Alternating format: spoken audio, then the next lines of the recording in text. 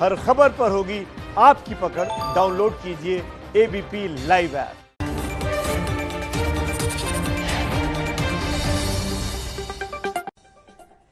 नमस्कार, आप देख रहे हैं एबीपी न्यूज। आपके साथ हूं मैं रुबिका लियाकत। आप सभी का बहुत बहुत स्वागत है मास्टर स्ट्रोक में। आज मास्टर स्ट्रोक में पहली खबर के लिए हमारे पास बहुत से विकल्प थे, लेकिन हमें लगा आपके लिए सबसे महत्वपूर्ण खबर है कोरोना से बचाने वाले मास्क में खोट। आप जिस मास्क को पहनकर निश्चिंत हो जाते हैं कि आप कोरोना से सुरक्षित रहेंगे, दरअसल वो मास्क भी कोरोना की वजह बन सकता है। हमारी गुजारिश है कि अगले आधे घंटे आपको एबीपी न्यूज पर चल रही इस खबर को बहुत ध्यान से देखना चाहिए, क्योंकि सरकार की तरफ से राज्यों को जो एडवाइजरी जारी की गई है उसमें रेस्पिरेटरी वाल्व वाले N95 मास्क, ऐसे कुछ ऐसे मास्क अलग अलग, ये वो मास्क हैं, इसी को कहते हैं N95 रेस्पिरेटरी वाल्व वाले मास्क। इनसे परहेज करने की सरकार ने सलाह दी है। दुनिया के 1,49,07,161 कोरोना केसेस में से 11,70,636 केसेस कहां हैं? आपके हमारे देश हिंदुस्तान में। और अभी जब हम आपसे बात कर रहे हैं, हिंदुस्तान कोरोना टैली में तीसरे पायदान पर है, लेकिन नए केसेस के मामले में जो जुड़ते जा रहे हैं रोजाना 15,919 के साथ हिंदुस्तान पहले नंबर पर है। अगर हम आपसे पूछे कि कोरोना को रोकने में इस वक्त सबसे कारगर हथियार क्या है, तो यकीनन आपका जवाब यही होगा, मास्क। उसी मास्क को लेकर स्वास्थ्य मंत्रालय ने सभी राज्य और केंद्र शासित प्रदेशों को चिट्ठी लिखकर चेतावनी दी है कि लोग रेस्पिरेटरी वाल्व वाले N95 मास्क का इस्तेमाल ना करें, क्योंकि इस मास्क के पहनने के बाद भी वायरस फैल सकता है। केंद्र सरकार के मुताबिक ऐसे मास्क पहनने वाला व्यक्ति अगर एसिम्प्टोमेटिक है तो वो उसके पास आ रहे व्यक्ति को संक्रमित कर सकता है। मार्केट में इस वक्त मैं आपको ये बता देना चाहती हूं कि अलग अलग किस्म के मास्क है। सर्जिकल मास्क है, N95 है, KN95 है, N95 रेस्पिरेटर के वॉल्व के साथ, कभी एक वॉल्व होता है, कभी उसमें डबल वॉल्व होता है। कॉटन से लेकर डिजाइनर मास्क मिल रहे हैं। हम आपसे अनुरोध करेंगे कि आप जिस भी मास्क से अपना चेहरा ढकते हैं उसे ले आइए इस वक्त और उसे परखिए कि आपका जो मास्क है वो आपका जीवन रक्षक है या आपको वायरस के सामने एक्सपोज करने वाला टूल है। हमारी गुजारिश है कि आज आप अपने हाथों में मास्क लेकर मास्टर स्ट्रोक देखिए। हमारे साथ आज दो बड़े डॉक्टर्स जुड़ेंगे और मास्क से जुड़े खतरों के बारे में आपको बहुत डिटेल में बताएंगे और सही तरीका क्या है ये भी आप समझेंगे। लेकिन पहले हम चाहते हैं ये बहुत छोटी सी रिपोर्ट आप देख लें और फिर मेरे दोनों खास मेहमानों से आपका परिचय।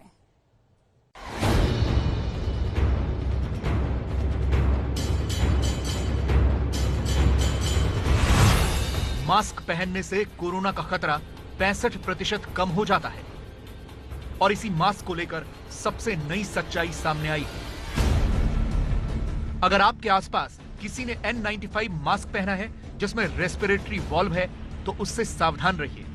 सरकार का कहना है कि ऐसे मास्क कोरोना वायरस को नहीं रोकते। स्वास्थ्य मंत्रालय ने सभी राज्यों को आगाह करते हुए निर्देश दिया है कि रेस्पिरेटरी वॉल्व वाले N95 मास्क कोरोना से नियंत्रण में मदद नहीं करते। जो एविडेंस आ रहा है वो ये कहता है कि जब आप वाल्व वाला मास्क पहनते हैं तो आप स्वयं तो सुरक्षित हैं, लेकिन जो आप एक्सहेल कर रहे हैं, if you are a asymptomatic person, then the propensity of that infecting others is there. N95 mask में कपड़े की 5 परतें होती हैं जो हवा में मौजूद छोटे से छोटे कणों को सांस के रास्ते शरीर में जाने से रोकती हैं। लेकिन इतनी परतों से सांस लेने में दिक्कत न आए, इसलिए कुछ N95 मास्क में रेस्पिरेटरी वॉल्व होते हैं ताकि ऑक्सीजन की सप्लाई बनी रहे और कार्बन डाइऑक्साइड निकलती रहे। मगर नई जानकारी के मुताबिक अगर कोई व्यक्ति कोरोना संक्रमित है तो मास्क में लगे वाल्व के जरिए वायरस वातावरण में आ सकता है, जिससे आसपास के लोग संक्रमित हो सकते हैं। सरकार के आदेश का मतलब ये नहीं है कि आप मास्क पहनना छोड़ दें। जरूरी यह है कि आप वो मास्क पहने जिसमें रेस्पिरेटरी वाल्व न लगा हो। साफ सूती कपड़े की परतों को जोड़कर मास्क बना सकते हैं। सूती कपड़ों के मास्क पहनने के बाद 5 मिनट तक जरूर धोएं। मास्क ऐसा हो कि नाक और ठुड्डी अच्छे से ढकी हो, गैप न हो। मास्क को सामने से न छुएं, उपयोग के फौरन बाद डिस्पोज कर दें। सर्जिकल मास्क आसानी से और सस्ते में उपलब्ध हैं, ठीक वैसा ही जैसा पीएम मोदी ने लद्दाख दौरे में पहना था। यह मास्क सिर्फ एक बार इस्तेमाल किया जा सकता है, लेकिन सही तरीके से पहना जाए तो N95 के मुकाबले सुरक्षित है। अमेरिकी राष्ट्रपति डोनाल्ड ट्रंप मास्क नहीं पहनते थे, लेकिन अब वो भी मास्क पहने नजर आते हैं, वो भी बिना रेस्पिरेटरी वाल्व वाला। मास्क पहनने को ट्रंप देशभक्ति बता रहे हैं। आज ट्वीट करते हुए लिखा, अदृश्य चाइना वायरस को हराने की कोशिश में हम सब साथ हैं। कई लोग कहते हैं कि जब आप सामाजिक दूरी नहीं बना सकते हैं तो फेस मास्क पहनना देशभक्ति है। मुझसे ज्यादा देशभक्त कोई और नहीं है, आपका पसंदीदा राष्ट्रपति। ट्रंप लोगों को पसंद है कि नहीं, यह साल के अंत में होने वाले राष्ट्रपति चुनाव से पता चल जाएगा, लेकिन यह सही है कि आज के हालात में मास्क पहनकर खुद को और दूसरों को बचाने वाला ही सच्चा देशभक्त है।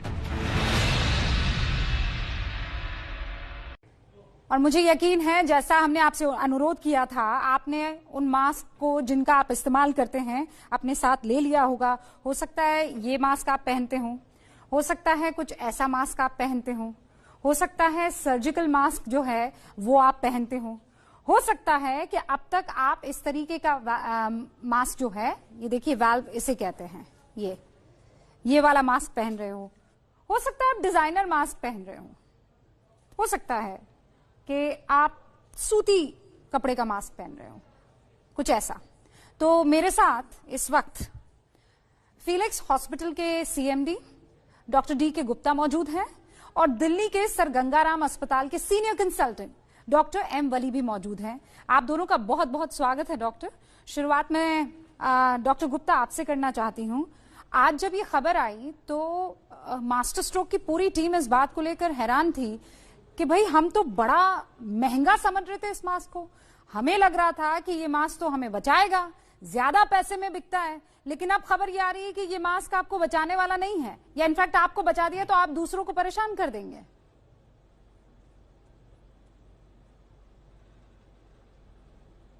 जी बिल्कुल ठीक कहा आपने कि पहली बात तो मैं बताऊंगा कि जो N95 मास्क है वो सबको पहनना ही नहीं है। ये सिर्फ हेल्थ केयर वर्कर्स के लिए या जो केयर गिवर्स हैं, जो कोविड पॉजिटिव पेशेंट है उनके केयर गिवर्स हैं, उनको चाहिए, सबको नहीं चाहिए। बिकॉज N95 मास्क शॉर्टेज में है तो उन्हीं को यूज करना चाहिए जिनकी इनको जरूरत है। दूसरी बात, अगर आप यूज कर रहे हैं तो नॉर्मल N95 मास्क यूज करें। मैं दिखा रहा हूं आपको, जिसमें ये इस तरह का मास्क होता है, ठीक है। इसके अंदर कोई बॉल्ब नहीं है, बाहर देख रहे हैं आपके 2 स्ट्रिंग्स हैं, एक कप बना हुआ है, ऊपर एक नोज पिन बनी हुई है, सो दैट ये आपको नोज, माउथ और चिन को कवर करेगा। और इसके पहनने के बाद एक प्रॉपर सील बनती है सो दैट एयर बाहर ना जा पाए। दिक्कत क्या होती है, जो दूसरा आपने बताया जो रेस्पिरेटरी बॉल्ब वाला मास्क, ये जो पहनता है उसके लिए तो बहुत आरामदायक है। उसमें क्या होता है, इसमें बॉल्ब लगा हुआ है, आप देख रहे हैं। तो बॉल्ब से क्या होता है, जब भी हम सांस बाहर निकालते हैं वो सांस बाहर जाती है। अगर हम एसिम्प्टोमेटिक या सिम्प्टोमेटिक दोनों, तब भी सांस बाहर जाएगी, बिकॉज ये वन साइड बॉल्ब होता है, इसकी सांस सारी बाहर जा रही है। और जब भी ये देखा गया बहुत सारी स्टडीज में कि एक्सेल में, मतलब जब हम सांस बाहर निकालते हैं तो भी ये जो वायरस है, इसका जो साइज है अराउंड 125 नैनोमीटर है, ये बाहर आ जाता है और बाहर आके जो आसपास जो आपके परिजन है, दोस्त है, मित्रगण है, उनको इन्फेक्ट कर सकता है कोविड-19 से या कोविड वायरस से। तो इसलिए प्लीज इसको कोई भी, पहले तो N95 मास्क सिर्फ हेल्थ केयर वर्कर्स को और केयर गिवर्स को पहनना, सबको नहीं पहनते हैं। और जिसको पहनना भी है तो ये बॉल वाला मास्क बिल्कुल नहीं पहने। जो नॉर्मल मास्क है N95, जैसे एक दूसरा और दिखा रहा हूं, इस तरह का भी होता है, जिसमें भी देख रहे हैं कि इसमें 2 स्ट्रैप्स हैं दोनों तरफ और बीच में एक कप बना हुआ है और ऊपर एक नोज स्ट्रिप है। और इसको पहनने के तरीका भी क्या है कि पहनने, किसी भी मास्क पहनने से पहले WHO बोल चुका है, हम सब बोलते हैं कि मास्क अकेले इफेक्टिव नहीं है, मास्क विद हैंड हाइजीन। अगर आप हाथ साफ करते हैं 20 से 30 सेकंड अल्कोहल से पहनने से पहले, पहनने के बाद, या सोप एंड वाटर से 40 सेकंड तक हाथ धोते हैं अच्छे तरीके, तभी इफेक्टिव है। तो जब भी आप मास्क कोई पहनने जा रहे हैं तो सबसे पहले आपको अल्कोहल से आपको अच्छे से हैंड क्लीन करना है, 20 से 30 सेकंड करना है, उसके बाद ही आप इसको यूज करें, अदरवाइज यूज करने का फायदा नहीं है। यूज करने से पहले तरीका क्या है कि जब आप इसको यूज कर रहे हैं तो इसकी जो स्ट्रिंग्स है दोनों, उसको पकड़ना है, दूर से पकड़ना है। आपको ना तो बाहर की सरफेस छूनी है, ना अंदर का कप को टच करना है। और पहनने से पहले इसको आप इस तरह से रखते हैं अपने हाथ में, और फिर आप इसको ये स्ट्रिंग को पकड़ के, दिस इज द वे कि आपने इसकी स्ट्रिंग्स लेके इस तरह से आपने एक कप बना दिया पूरा। और कप बनाने के बाद इसको आप नोज पिन को प्रेस कर देते हैं। अब मैं बोलने में मुझे दिक्कत हो रही है, तो इसीलिए N95 बड़े डिफिकल्ट होते हैं पहनने के लिए। इसीलिए हेल्थ केयर वर्कर्स इनको 7 से 8 घंटे तक मैक्सिमम पहनते हैं, उसके बाद हमें चेंज करना पड़ता है या रेस्ट लेना पड़ता है। तो इसलिए N95 मास्क सिर्फ हेल्थ केयर वर्कर से हैं। अगर मैं इसकी जगह ये वाला पहनता हूं, रेस्पिरेटरी मास्क पहनता हूं, तो मुझे सांस लेने में बहुत आराम मिलेगी और कंफर्टेबल होगा। लेकिन मैं क्या करूंगा, इसमें जो एक मिनट, इसमें ये वाला था जो N95, इसमें बॉल्ब नहीं है, तो इसमें और दिक्कत हो रही है मुझे। उसमें तो फिर भी ऐसा नहीं थी। तो इस बॉल्ब से अगर हम बाहर निकालते हैं सांस तो दिक्कत आती है मुझे इसमें। तो इसलिए आप जब भी इसको यूज कर रहे हैं तो प्लीज N95 सिर्फ हेल्थ केयर वर्कर्स को यूज करना है। और जैसे ही पहनते हैं उसके बाद हमें इसको हैंड हाइजीन पूरा करना है, बाहर की सरफेस को टच नहीं करना है बिल्कुल। और जब हम इसको उतारते हैं तो उतारते टाइम ध्यान रखना है कि जब हम बाहर निकालते हैं इसको फेस से बिल्कुल दूर रखना है और इसको क्लोज डस्टबिन में डालना है, बाहर खुले में नहीं डालना है। इसको क्लोज डस्टबिन में डालते हैं। दिस इज द वे कि हमने इसको बंद कर दिया, ये डिस्कार्ड कर दिया। अगर हमने बाहर खुले में कहीं डाल दिया तो ये दूसरे लोगों को इन्फेक्ट करेगा, या वायरस जो है एयर में आ जाएगा, ये आसपास जो भी सराउंडिंग लोग होंगे उनको परेशान करेगा, इन्फेक्ट करेगा। एक और मास्क आ रहे हैं जो बहुत कॉमन है, जो हमारे प्रधानमंत्री जी बोल चुके हैं, जो आपका कॉटन का मास्क है, जो फैब्रिक के मास्क, बहुत सारे डिजाइनर मास्क आ रहे हैं, तो उनके यूज की भी पॉलिसी दी गई है। जैसे बहुत सारे डिजाइनर मास्क ऐसे आ रहे हैं, इसकी भी स्ट्रिंग होती है, इसमें नुकसान क्या है?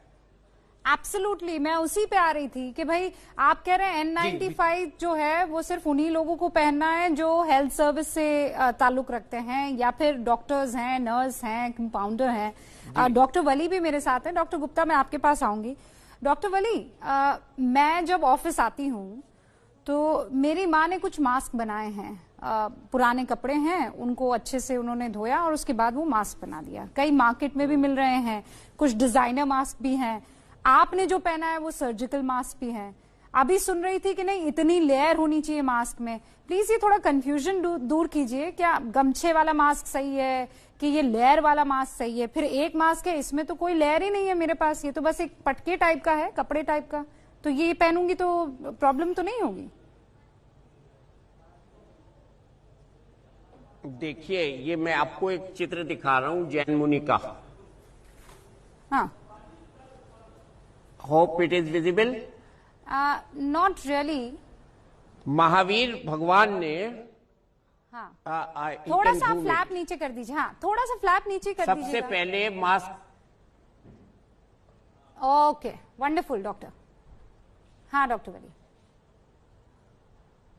भगवान महावीर ने सबसे पहले मास्क की शिक्षा दी थी।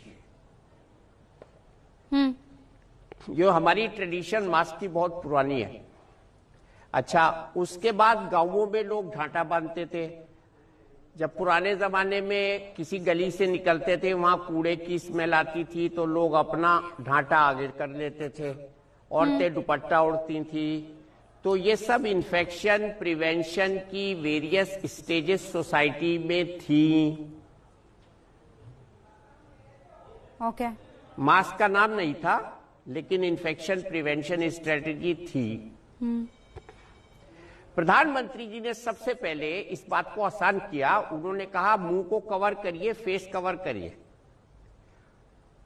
उन्होंने उसमें ये ऑप्शन दिया कि चाहे कपड़े से करिए, चाहे 3-4 लेयर के ढांटे से करिए। ये बात हो गई। आपकी जो मां ने मास्क बनाया, और आज के प्रोग्राम का नाम आप मास्क स्ट्रोक कहिए, मास्टर स्ट्रोक नहीं कहिए, मास्क स्ट्रोक है। ये आज बहुत बड़ा आपका। तो आपकी जो मम्मी ने जो मास्क बनाया, वो मास्क उस बात को, जैसिका की बात को, जो बहुत बड़ी एक साइंटिस्ट है, वो एनालाइज करता है कि न पहने मास्क, इससे ये बहुत अच्छा है कि हम कोई भी मास्क पहने। ये है मोटी बात। अच्छा। बारीक बात ये है कि ये जो हजरते वाल्व हैं जिसकी हम बात कर रहे थे, ये नॉनसेंस है, ये बिल्कुल खराब बात है कि ये है इसमें, और ये बाहर को जा रहा है मरीज अगर पहन रहा है इसका वायरस। और इसमें फिल्टर के नाम पे कहते तो बहुत बढ़िया टेक्नोलॉजी है, ये इसमें ये एक इलेक्ट्रॉनिकली चार्ज्ड डायफ्राम है, जो पार्टिकल्स है इसमें वो वायरस को बांध लेते हैं, बैक्टीरिया को बांध लेते हैं, लेकिन ये काम वाम कुछ नहीं करता है, ढीला होके गिरने लगता है थोड़े दिन में। तो ये यूजलेस है। जैसे अभी डॉक्टर साहब बता रहे थे, मैंने इसको जरा खोल के दिखा दिया और फिर इस मास्क की ये हालत हो जाती है। ये देखा छेद आपने? नहीं, सेम मैंने तो आपको तो कॉपी ये किया, हो रहा है। और अच्छा, बिल्कुल ये ऐसा ही। मार्केट में मास्क ज्यादा आ गए, मुझे एक ऐसा नहीं झिल्ली है कि टाइप की मास्क दिख शॉर्ट रही है, ये तो लोग ज्यादा तादाद ये में- क्या वो वायरस को नहीं रोक पाएगी? मुझे ज्यादा नहीं पता तादाद- डॉक्टर वली आप देख पा रहे हैं नहीं, पर मैं स्क्रीन पर दिखा रही हूँ कि मैंने वो खोल दिया मास्क जो है, और N95 जैसे आपने वो वाल्व हटाया, वो हटाया, फिर 3 चीजें दिखी है उसमें। एक पतली सी मुझे लगता है ये झिल्ली है और उस 2 प्लास्टिक के बीच में। जी, तो ये नहीं बचा सकता है क्या वायरस से? जी हाँ, ये बटन है। हाँ, द बटन। नहीं, इसके बारे में लोगों को पता नहीं है, ये 1 वे वेल्व है। नहीं, बचा रहा है ये उस आदमी को, हाँ। जो इसके बाहर है, जो इसके अंदर है उसका वायरस बाहर जाएगा, लेकिन बाहर वाले का अंदर नहीं आएगा। तो 1 वे है ये है कहानी। अच्छा, मतलब मैं इसे तो पहन डॉक्टर लूं, ने मैं अगर ये बच पहन रखा है जाऊंगी, तो ये तो प्रिज्यूम्ड है। हाँ, मैं बच जाऊंगी, लेकिन मान लीजिए आप बची हुई हैं। आपसे मैं भी बचा हुआ हूँ। हाँ, और अगर मैं छींक लेती हूँ या बात करते वक्त वो आपका वायरस जाएगा, मेरा वायरस जो है वो दूसरे को लग सकता है। ये N95 पहनने आपका से। जाएगा, बिल्कुल जाएगा, Alright. बिल्कुल जाएगा, लेकिन अच्छा। बाहर वाले का नहीं आएगा अगर। हाँ, ये है कहानी। ये तो बड़ा ये है। फिर तो अच्छा, इसमें ये नहीं है कि ये बिल्कुल बेकार है। अब मैं ये समझ नहीं पा रही हूँ कि एक्सहेल जो हम करते हैं ना, वो एक्सहेल। डॉक्टर बली, लेकिन ये कंफ्यूजन क्या है भाई? बहुत सारे लोगों ने तो इसे खरीद लिया होगा और ये तो सबसे महंगा मिल रहा है मार्केट में। हम इतने सुस्त क्यों हैं इन चीजों को बताने और समझाने में? जी। देखिए, ऐसा हुआ, ये आज के कई जर्नलिस्ट ने मुझे फोन करके पूछा कि इंडिया गवर्नमेंट ने इतनी डिले क्यों कर दी, क्या आज बता रही है। मैंने उनको ये जवाब दिया, न तो प्रधानमंत्री जी ने, न हर्षवर्धन जी ने, न गवर्नमेंट ने कभी किसी से कहा ही नहीं कि आम पब्लिक N95 पहने। ये तो अब फैशन बन रहा है लोगों का, N95 पहन रहे हैं, वो सोच रहे ये अच्छा है, हम इसको अफोर्ड कर सकते हैं। अच्छा, ये अपनी तरफ से लोगों ने कभी नहीं कहा कि इसको पहनो। ओके, डॉक्टर गुप्ता, हाँ। आप हमें डिटेल में ओके डॉक्टर बताने दीजिए, एक सेकंड। ये जब पोल्यूशन फैला था दिल्ली में, तब ये मास्क सबसे पहले खान मार्केट में बिके थे, उसके बाद इनका हो गया कॉमर्शियल प्रोडक्शन। हाँ। तो इसलिए ये मार्केट में बहुत बड़ी तादाद में हैं, इसलिए लोग खरीद रहे हैं। अच्छा, ठीक है। एक और कंफ्यूजन है भाई, कंफ्यूजन इस बात का है कि कह रहे हैं N95, तो भाई एक मार्केट में N95 है डॉक्टर गुप्ता और एक KN95 है, फिर कह रहे नहीं ये KN95 थोड़ा नकली है, N95 असली है। अब ये भी तो बता दीजिए है क्या ये N95 KN95 डॉक्टर गुप्ता, और उसके बाद डॉक्टर वली आपके पास आऊंगा। जी, तो एक संस्था है हमारी भारत में जिसका नाम है NIOSH, national institute of occupational safety and health. वो जो मास्क है, मास्क को इनको N95 को मास्क नहीं बोलते, वो लोग उसको रेस्पिरेटर्स बोलते हैं, ठीक है। उसमें 3 तरह के रेस्पिरेटर्स आते हैं, N95 आता है, N97 आता है और N99 आता है। जो देखा गया है कोरोना का जो वायरस है उसका साइज है वो 125 नैनोमीटर है। N95 मास्क का मतलब है कि जो 100 से लेकर 300 नैनोमीटर के जो साइज के पार्टिकल्स हैं उसको 95% तक प्रोटेक्शन देता है, ये भी 100% नहीं देता है। N97 जो है वो 97% तक देता है और जो N100 है वो 99.7% तक प्रोटेक्शन देता है। तो ये हम लोग पहले से यूज करते रहे, बहुत सारी जो कॉन्टेजियस बीमारियां उसमें यूज करते हैं। तो ये एक तो ये वाली बात हो गई। दूसरी जो आप बात कर रहे हो जो KN95, ये ब्रांड नेम है मैडम, ये ऐसे नहीं बहुत सारे, जैसे मैंने फिलिक्स 95 बना दूं या आप ABP न्यूज बना दो 95, बहुत सारे आजकल देख नहीं रहे हो, लोगों ने ब्रांडिंग करना शुरू कर दी है कि मास्क के बाहर नाम लिखा होता है, तो फिलिक्स 95 होगा तो फिलिक्स 95 तो नहीं हुआ ना। तो बेसिकली ये कोई ब्रांड है, हमें N95 में सर्टिफाइड होगा। NIOSH आपने दर्शकों को बता दे, NIOSH सर्टिफाइड है तो वो N95 है, अदरवाइज वो N95 नहीं है। और मैं फिर बार बार कह रहा हूं, N95 जो लोग पहन रहे हैं वो बेवकूफी से पहन रहे हैं। ये लोग उसको रीयूज कर रहे हैं, डेली रीयूज कर रहे हैं। मैं रोज देखता हूं बाहर की सरफेस बिल्कुल डैम्प हो रखी होती है, उसमें रुएं निकल रहे होते हैं, अंदर वो उतार भी लेते हैं, लटकाए घूम रहे होते हैं, और कोई उनको पता नहीं रीयूज पॉलिसी क्या है N95 की, वो उससे और ज्यादा इन्फेक्ट हो रहे हैं। इवन बहुत सारे मैं देखता हूं सुबह मॉर्निंग वॉक कर रहे हैं, दौड़ रहे हैं और N95 मास्क ला के दौड़ रहे हैं, तो बहुत सारी कार्बन डाइऑक्साइड वो वापस इनहेल कर रहे हैं, वो और उनके लिए हेल्थ हजार्डस है। तो कायदे में उनको N95 यूज ही नहीं करना है, मैं तो कह रहा हूं बिल्कुल यूज नहीं करना है। ये सिर्फ जिनको पता है इसको कैसे यूज करना है, उन्हीं हेल्थ केयर वर्कर्स के लिए होना चाहिए और किसी के लिए नहीं होना चाहिए। अच्छा सर, अब मुझे ये बताइए कि मैं जो मास्क पहन कर आती हूँ, गमछा, दुपट्टा और ये बाकी जो घरेलू मास्क हैं, उनको तो हमने धो लिया, इनको कैसे डिस्पोज किया जाए? मतलब ये जो मास्क हम पहनते हैं, जो सर्जिकल मास्क हैं, इनको कैसे डिस्पोज किया जाए? जी, तो एक तो सर्जिकल मास्क जैसे मैं आपको दिखा रहा हूं, इसमें भी स्ट्रिंग होती है और इसमें प्लेट्स होती हैं, ठीक है, ऊपर एक नजल स्ट्रिप होती है। प्लेट्स ये रेक्टेंगुलर साइज का होता है, तो ऐसा सर्जिकल या हम कॉटन का ही बना सकते हैं, तो ये बड़ा हो जाता है थोड़ा सा। आप देख रहे हैं, इसको भी हम स्ट्रिंग से पहनते हैं ऐसे और नोज पे पिन पे प्रेस कर देते हैं। तो जब इसको डिस्पोज ऑफ करते हैं, आइडियली इसको क्लोज्ड बिन में करना चाहिए, और बेहतर करना है आपको तो 1% सोडियम हाइपोक्लोराइड में इसको डाल के तब करना चाहिए, सो दैट इसके अंदर भी अगर कोई वायरस बैक्टीरिया है तो वो किल हो जाएगा, तुरंत किल हो जाएगा। एक तो ये तरीका है इसका डिस्पोज ऑफ करने का। जो केयर गिवर्स हैं खास करके, जो आजकल होम आइसोलेशन स्टार्ट हो गया, यूपी में भी, दिल्ली में भी है, मुंबई में भी है, तो ऐसे केयर गिवर्स जो मास्क, सर्जिकल मास्क उनके लिए लागू, उनको लगाना है, तो उनको डिस्पोज ऑफ करना है, तो उनको क्लोज बिन में 1% सोडियम हाइपोक्लोराइड से ट्रीट करने के बाद करना चाहिए। दूसरी बात, जो बच्चे 2 साल से कम है या सीनियर सिटीजन हैं जिनको डिफिकल्टी इन ब्रीदिंग है, उनको ये मास्क नहीं यूज करने, अदरवाइज इनको और दिक्कत बढ़ सकती है। तो ये भी पता होना चाहिए हमें किसको यूज करना है और किसको नहीं यूज करना है। और खाली जो फैब्रिक वाले मास्क हैं या कॉटन होममेड मास्क जो आपकी मदर ने बनाया, जो आप बता रहे हो, वो उन्हीं लोगों को यूज करना है जो एसिम्प्टोमेटिक है, जिनके अंदर कोई लक्षण नहीं है। ये सिर्फ माइल्ड प्रोटेक्शन देते हैं, आपको तसल्ली देते हैं, इनसे बहुत ज्यादा प्रोटेक्शन नहीं मिलती है।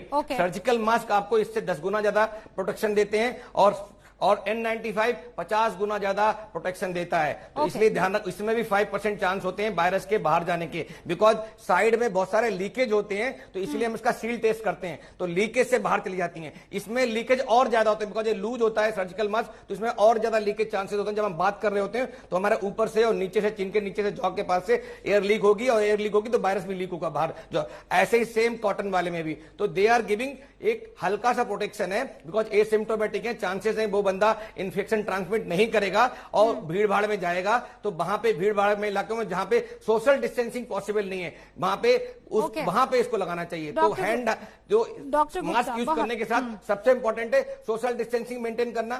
Thanks a lot doctor Gupta, बहुत हाइजीन मेंटेन करना और कफ हाइजीन मेंटेन करना। Okay, got it sir. अब मैं डॉक्टर वली आपसे भी एक सवाल पूछना चाहती हूँ, और वो मेरे ख्याल से ब्रेक से पहले मैं चाहती हूँ कि आप ये कंक्लूजन के तौर पर हमें बताएं कि ये तो मास्क हो गए, और मास्क को लेकर मुझे लगता है कि मास्टर स्ट्रोक में उन सारे सवालों के जवाब दर्शकों को मिल गए होंगे।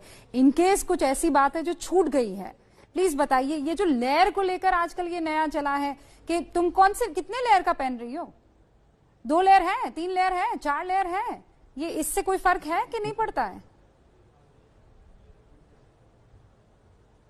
दोबारा कहिए थोड़ा, मेरे को आवाज कम आई। हाँ, मैं कह रही हूँ कि लेयर्स पर चर्चा होती है। कितने लेयर का मास्क पहना आपने?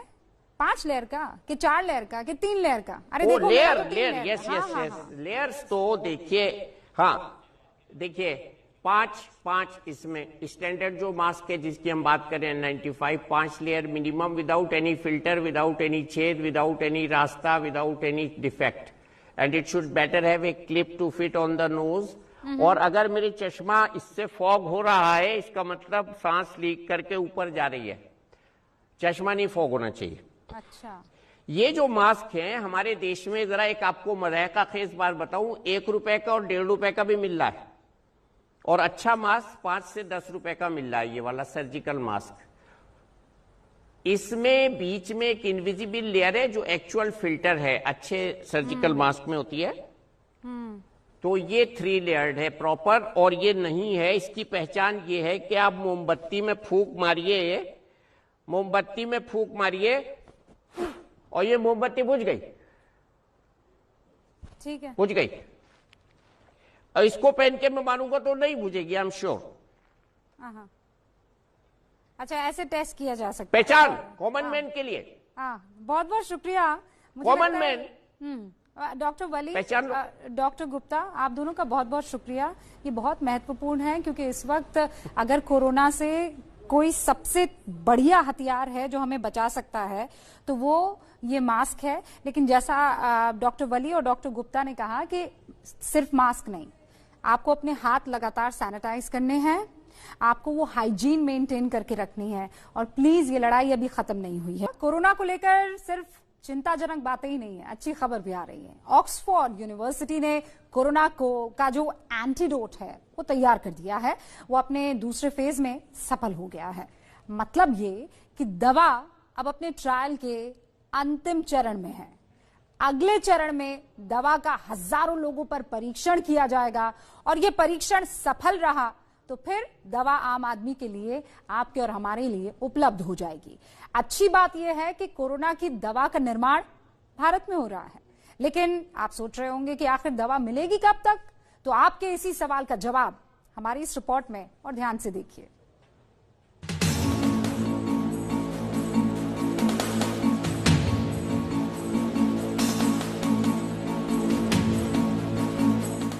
जिस कोरोना ने दुनिया भर में 6 लाख से ज्यादा लोगों की जान ले ली, करीब 1.5 लाख लोगों को संक्रमित कर दिया, अब उस वायरस के खात्मे का वक्त आ गया है। ऑक्सफोर्ड यूनिवर्सिटी के वैज्ञानिक कोरोना का एंटीडोट बनाने के बेहद करीब पहुंच गए हैं। यूनिवर्सिटी का दावा है कि दूसरे चरण में वैक्सीन के ट्रायल के दौरान 90% लोगों में दवाई के पहले ही डोज से एंटीबॉडीज तैयार हो गई, जो कोरोना वायरस को मात दे सकती हैं। This is a really important milestone to put into the public domain our findings on the safety and immune responses to this vaccine in the first group of people that we vaccinated. And we have 2 different types of immunity. One is well known, that's making antibodies which bind to the virus and try to clear it. The other is the cellular arm, where some white blood cells called T cells can recognize a virus-infected cell and kill that cell and the virus with it. Oxford university जो vaccine तैयार करेगी उसे पुणे का serum institute बनाएगा। Institute का दावा है कि सब कुछ ठीक रहा तो दिसंबर तक दवाई मार्केट में होगी। You can say कि we will be producing millions of doses per week. और going by our experience, we expect that in next 4 months we should cross hundreds of millions. So by December when you get the license, you will have huge number of doses available for distribution. अच्छा, यानी दिसंबर तक corona की vaccine लोगों को मिल सकती है, ऐसा हम कह सकते हैं? तो जरूर उम्मीद कर सकते हैं। ऑक्सफोर्ड यूनिवर्सिटी के अलावा चीन की कैंसिलो बायोलॉजिक्स ने भी वैक्सीन के दूसरे चरण को पार करने का दावा किया है। ऑक्सफोर्ड की वैक्सीन का नाम AZD1222 है, तो चीन ने कोरोना के एंटीडोट को AD5-nCoV नाम दिया है। दोनों में अंतर यह है कि ऑक्सफोर्ड यूनिवर्सिटी की दवा शरीर में एंटीबॉडी और टी सेल बनाती है। टी सेल खराब सेल्स को खत्म कर प्रतिरोधक क्षमता बढ़ाते हैं, वहीं चीन की दवा सिर्फ एंटीबॉडी बनाती है। ऑक्सफोर्ड यूनिवर्सिटी की वैक्सीन में सरदर्द और बुखार जैसे मामूली साइड इफेक्ट दिखे हैं। चीन की दवा में अब तक कोई साइड इफेक्ट नहीं दिखा। पूरी दुनिया में कोरोना वायरस की करीब 160 वैक्सीन पर काम चल रहा है। इनमें से 138 प्री क्लिनिकल ट्रायल के फेज में हैं, यानी शुरुआत भर हुई है। यहां यह समझ लीजिए कि किसी भी दवा को मान्यता लेने के लिए अलग अलग चरणों से होकर गुजरना होता है। पहला चरण होता है प्री क्लिनिकल टेस्टिंग। इस चरण में जानवरों पर दवाई का परीक्षण किया जाता है। परीक्षण के नतीजे सकारात्मक रहते हैं तो फिर 10 के करीब लोगों पर दवा का फेज 1 सेफ्टी ट्रायल किया जाता है। इसके बाद फेज 2 एक्सपेंडेड ट्रायल होता है, जिसमें 100 के करीब लोगों को दवा दी जाती है। आखिरी चरण को फेज 3 ट्रायल कहते हैं, जिसमें अलग अलग उम्र और वर्ग के हजारों लोगों पर दवा का परीक्षण होता है। हम फेज 2 का पार्ट थे, जहाँ पे 1000 वॉलंटियर्स लिए थे। अब फेज 3 में इन्होंने 10,000 प्लस वॉलंटियर्स लिए हैं। फेज 4 इज लिटरली की लॉन्च ही हो जाएगा ये अक्टूबर नवंबर तक में कुछ ना कुछ बहुत अच्छी न्यूज मिलेगी। चीन और ब्रिटेन की दवा अंतिम यानी फेज 3 चरण में पहुंच गई है और सब कुछ ठीक रहा तो इस साल के अंत तक कोरोना से मुक्ति की दवा मिल जाएगी।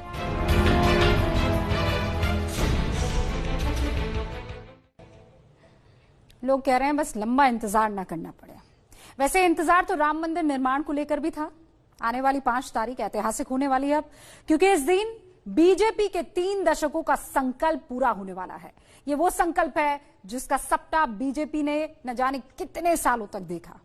उसके कई नेता तो इस सपने के पूरा होने से पहले ही इस दुनिया को छोड़कर चले भी गए। ये वो संकल्प था जिसने बीजेपी को 2 सीट से लेकर देश की सत्ता तक पहुंचा दिया। कई राज्यों में इसी राम मंदिर के संकल्प की वजह से बीजेपी ने सरकार बनाई। 1990 में लाल कृष्ण आडवाणी राम मंदिर निर्माण के संकल्प का रथ लेकर, याद कीजिए, पूरे देश में घूमे थे और उस यात्रा में उनके सारथी थे आज के प्रधानमंत्री नरेंद्र मोदी। लेकिन यह भी हैरानी की बात है कि नरेंद्र मोदी खुद कभी रामलला के दर्शन करने गए नहीं। वो कई बार अयोध्या गए लेकिन रामलला तक नहीं पहुंचे। और अब यही मोदी राम मंदिर का शिलान्यास करने वाले हैं। तो क्या है नरेंद्र मोदी की अयोध्या प्रतिज्ञा, या ये महज एक संयोग है? जानिए इस रिपोर्ट में।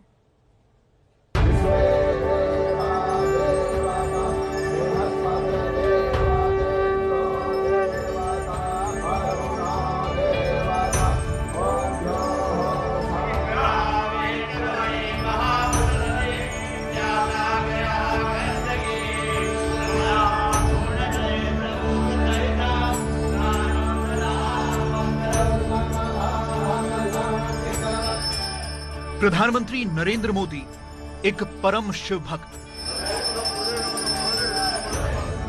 सुदूर केदारखंड में ज्योतिर्लिंग केदारनाथ की पूजा।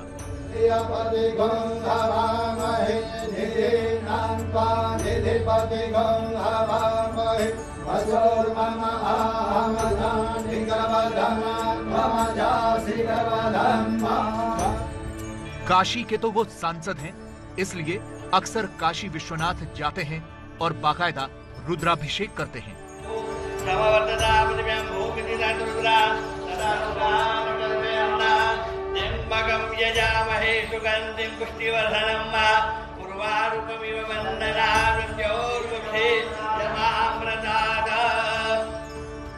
मोदी शिव भक्त तो इतने बड़े हैं कि जब प्रधानमंत्री बनने के बाद पहली बार नेपाल गए तो पशुपतिनाथ मंदिर में जाकर पूजा की।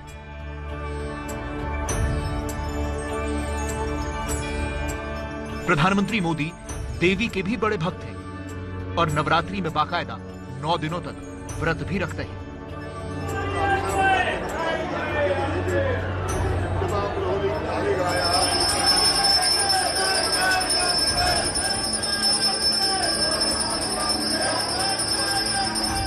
नरेंद्र मोदी प्रधानमंत्री बनने से पहले भी पूजा करते थे और यह सिलसिला प्रधानमंत्री बनने के बाद भी लगातार चल रहा है।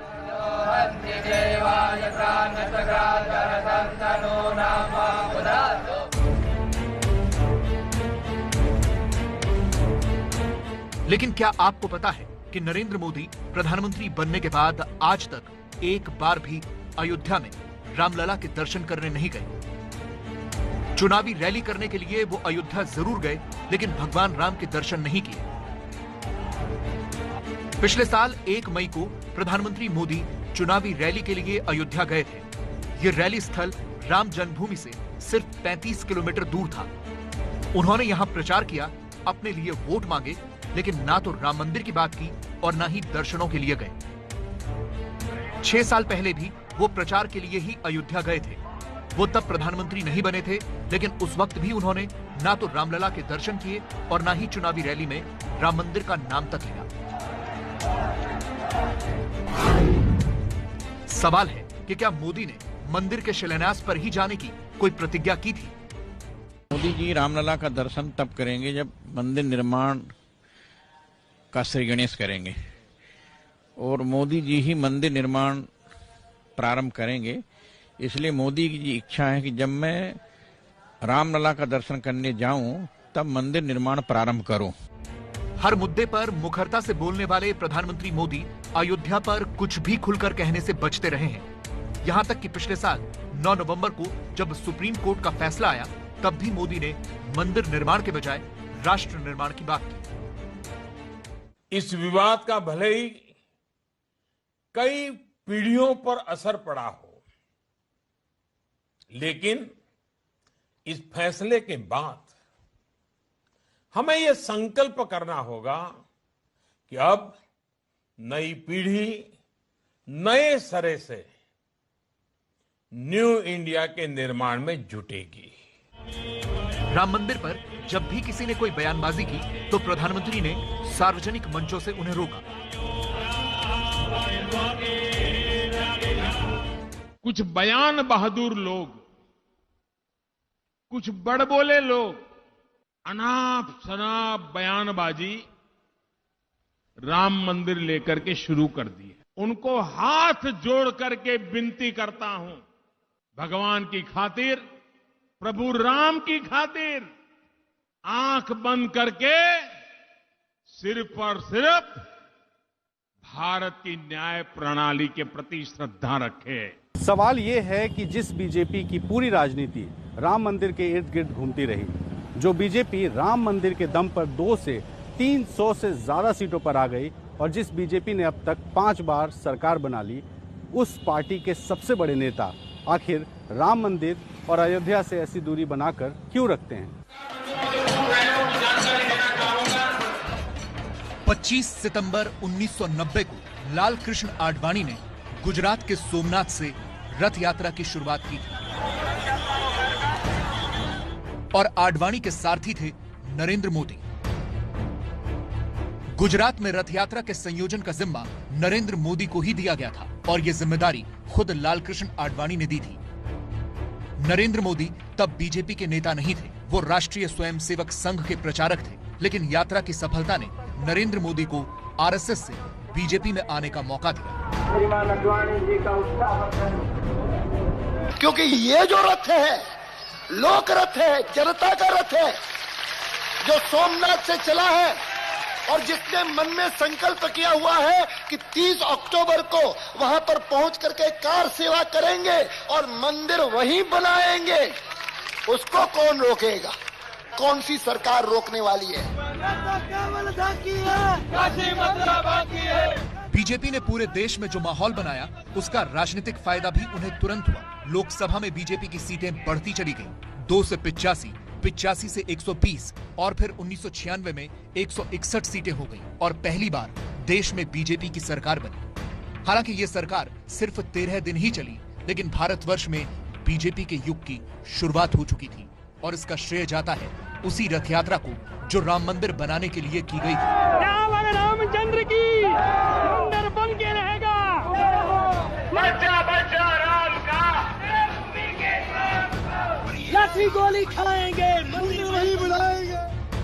भारतीय जनता पार्टी का यह सपना आने वाली 5 अगस्त को पूरा हो रहा है, जब अयोध्या में राम मंदिर का शिलान्यास होगा और ये शिलान्यास करेंगे प्रधानमंत्री नरेंद्र मोदी। वही नरेंद्र मोदी जो राम भक्त होते हुए भी पद की मर्यादा में बंधे रहे, इस तरह के दशहरा समारोह में खूब शामिल हुए। भगवान राम को तिलक करने के लिए पहुंच चुके हैं।